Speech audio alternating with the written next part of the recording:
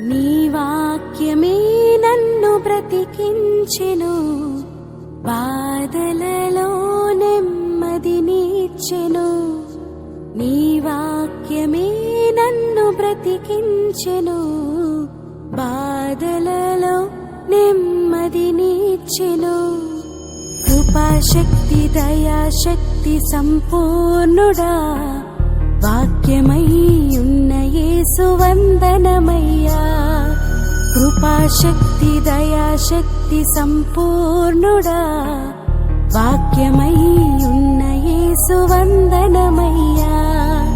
నీ వాక్యమే నన్ను బ్రతికించెను, బాధలలో నెమ్మదినిచ్చెను.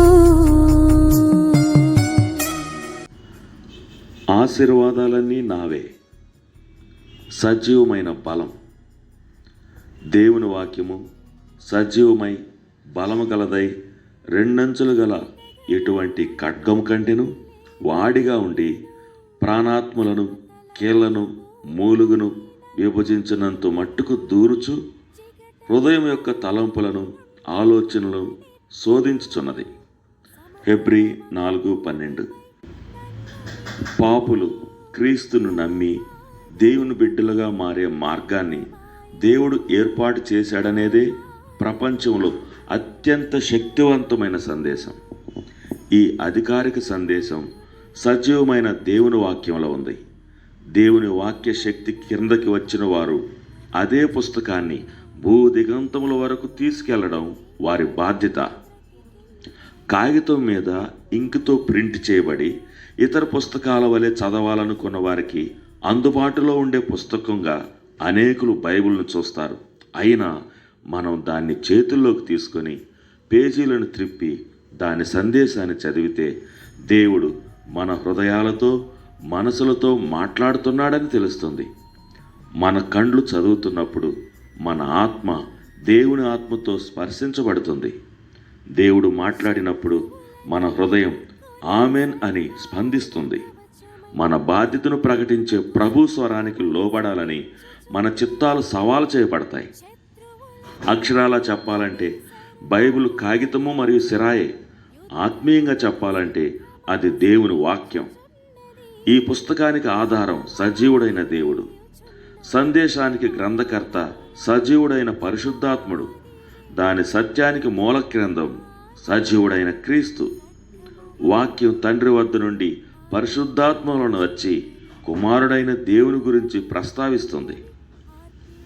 బైబిల్ని తెరిస్తే దానికి నేను ఆలోచించేది తెలుసు, దానికి నేను అనుభవిస్తున్న వైఫల్యం తెలుసు, అది నేను వెతుకుతున్న నడిపింపును బయలుపరుస్తుంది.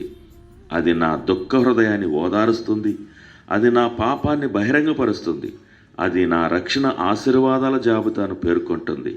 దేవుడు సజీవుడు గనక అది సజీవం. మనం పాపం చేసి విధేయత మార్గం నుండి తొలగిపోతున్నప్పుడు మొదట మనం వాక్యాన్ని ప్రార్థనను వదిలేస్తాం.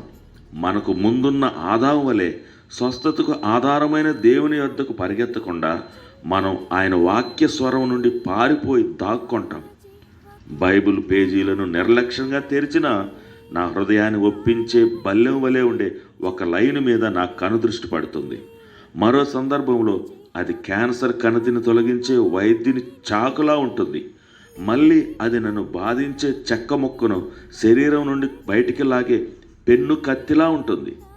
అది పసందైన విందు తయారీకి మాంసాన్ని కోసే కిచెన్ చాకులా, శత్రువుతో పోరాడే ఖడ్గంలా ఉంటుంది. లేఖన శక్తి కోసం లేక దాని జీవం కోసం ప్రార్థించమని ఈనాటి లేఖన భాగం సూచించడం లేదు. వాక్యం శక్తి గలది, వాక్యం సజీవమైనది.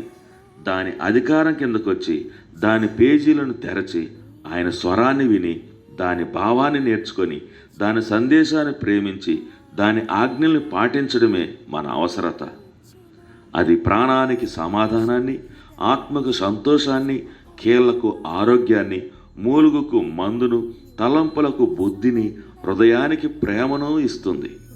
అది కాపాడుతుంది, పరిశీలిస్తుంది, బయలుపరుస్తుంది, నాశనం చేస్తుంది, వివేచిస్తుంది. అది సజీవమైనది. తండ్రి, నీవు నాకిచ్చిన బహుమానం ఎంతో దివ్యమైనది. నేను దాన్ని సజీవమైన సత్యంగా అంగీకరిస్తున్నాను.